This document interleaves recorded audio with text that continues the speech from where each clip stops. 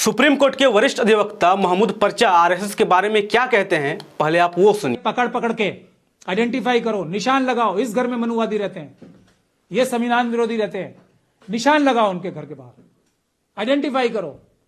ये संविधान विरोधी व्यक्ति है, ये घर, ये ऑफिस, ये दफ्तर, यहां 52 साल तक भारत का तिरंगा ही नहीं लहराया था, निशान लगाओ उस पर। समय आ रहा है इन सब लोगों को जेल भेजने का।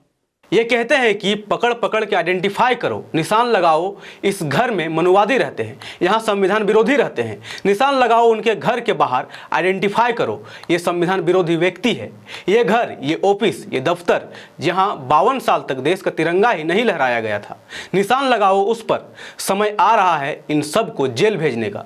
अब सवाल आता है कि क्या सच में आरएसएस संविधान विरोधी है?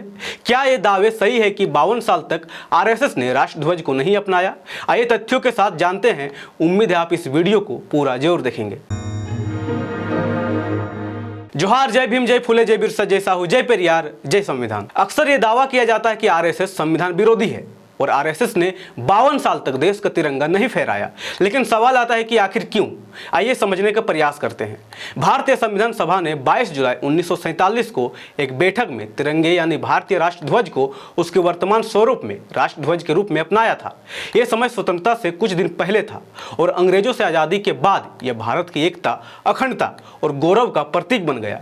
इसमें केसरिया, सफेद और हरे रंग की पट्टियां थी, जिसके केंद्र में 24 तिलियों वाला अशोक चक्र था जो धर्म और प्रगति का प्रतिनिधित्व करता है। लेकिन आरएसएस ने तिरंगा को राष्ट्रध्वज के रूप में स्वीकार करने का विरोध किया और उसने भगवा ध्वज को ही भारत का योग्य राष्ट्रध्वज माना। आरएसएस के अंग्रेजी मुखपत्र ऑर्गेनाइजर में 14 अगस्त 1947 के संपादकीय में कहा गया कि तिरंगा 3 रंगों वाला है, 3 का अंक अपने आप में अशुभ है तथा ऐसा झंडा मनोवैज्ञानिक तौर पर गलत प्रभाव डालेगा और देश के लिए हानिकारक है। इसलिए आरएसएस ने तिरंगे के बजाय भगवा को राष्ट्रध्वज बनाने की मांग की थी। आरएसएस के दूसरे सरसंघचालक एम.एस. गोलवलकर ने भी अपनी किताब में तिरंगे के चयन की आलोचना करते हुए लिखा कि यह ड्रिफ्टिंग और नकलचीपन का मामला है और यह भारत की प्राचीन प्रतीकात्मकता या सांस्कृतिक चिन्हों पर आधारित नहीं था। कई लोगों का दावा है कि 15 अगस्त 1947 और 26 जनवरी 1950 में आरएसएस ने अपने मुख्यालय में तिरंगा नहीं फहराया और यह सिलसिला 52 साल तक चलता रहा। और पहली बार सुप्रीम कोर्ट के फैसले के बाद 26 जनवरी 2002 में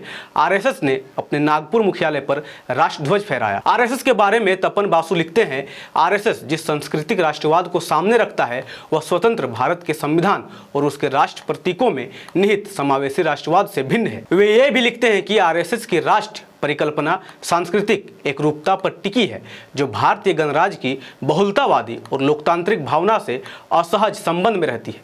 समय के साथ संवैधानिक प्रतीकों को अपनाना विचारधारात्मक परिवर्तन से अधिक रणनीतिक अनुकूलन प्रतीत होता है। सिर्फ तिरंगे को ही नहीं बल्कि आरएसएस ने आधुनिक भारत के संविधान को भी मानने से इनकार कर दिया था और इससे जुड़े ऐतिहासिक रूप से दर्ज कई तथ्य भी मिलते हैं। 26 नवंबर 1949 को संविधान को अपनाया गया और 30 नवंबर 1949 को आरएसएस अपने मुखपत्र ऑर्गेनाइजर में लिखता है, भारत के नए संविधान में ऐसा कुछ भी नहीं है जिसे वास्तव में भारतीय कहा जा सके। आरएसएस का तर्क था कि संविधान में मनुस्मृति का कोई उल्लेख नहीं है जबकि उसे भारत की प्राचीन विधि संहिता बताया गया। यानी आरएसएस के लोग मनुस्मृति को ही संविधान मानते थे और आधुनिक भारत के संविधान में मनुस्मृति का प्रभाव रहे इसके पक्ष में थे। लेकिन मनुस्मृति असमानता पर आधारित एक धार्मिक ग्रंथ था जो मनुष्य में भेद करता था। समान अपराध के लिए अलग अलग दंड के प्रावधान थे जबकि महिलाओं की आज़ादी पर भी पाबंदी थी। जबकि आधुनिक भारत का संविधान लिंग भेद और जातिगत भेदभाव से ऊपर उठकर सबको बराबर अधिकार देता है। आधुनिक भारत का संविधान भारत में रह रहे सभी धर्मों और वर्गों को ध्यान में रखकर तैयार किया गया है। भारत का संविधान देश को एक धर्मनिरपेक्ष राष्ट्र घोषित करता है जिसका अर्थ है राज्य का कोई आधिकारिक धर्म नहीं है। वह सभी धर्मों के प्रति तटस्थ रहेगा, किसी विशेष धर्म का पक्ष नहीं लेगा और सभी नागरिकों को अपनी पसंद के धर्म का पालन, आचरण और प्रसार करने की पूरी स्वतंत्रता देगा बिना किसी भेदभाव के। लेकिन आरएसएस का मत था कि संविधान में हिंदू राष्ट्र की अवधारणा शामिल हो।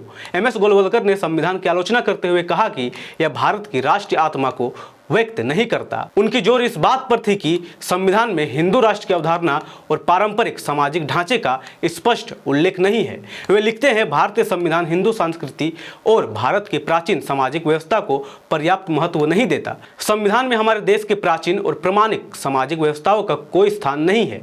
इसमें केवल पश्चिमी देशों के अनुच्छेदों का मिश्रण है। यह हमारे राष्ट्र जीवन और आदर्शों का प्रतिनिधित्व नहीं करता। आज आरएसएस अपने आप को राष्ट्रवादी और संविधानवादी साबित करने में लगी हुई है। प्रचार और सार्वजनिक छवि में यह दिखाया जाता है कि संगठन हमेशा राष्ट्र प्रतीकों और संविधान के साथ खड़ा रहा, लेकिन ऐतिहासिक तथ्यों से स्पष्ट है कि स्वतंत्रता के बाद आरएसएस ने राष्ट्रध्वज तिरंगा को लंबे समय तक नहीं अपनाया। आरएसएस ने भारतीय संविधान को स्वीकार करने से प्रारंभ में इनकार किया और उसे विदेशी मिश्रण और भारत के प्राचीन सांस्कृतिक परंपरा से अलग माना। इसलिए इतिहास को जानना और समझना जरूरी है।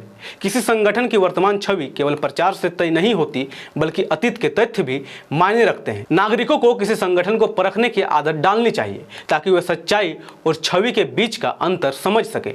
अपनी राय कमेंट जरूर करें। धन्यवाद। जय संविधान, जय लोकतंत्र, जय भीम, जय मूल निवासी। MNT न्यूज नेटवर्क को सब्सक्राइब करें, लाइक और फॉलो करना ना भूलें। साथ ही बेल आइकॉन दबाकर जन जागृति की मुहिम में जुड़े रहें।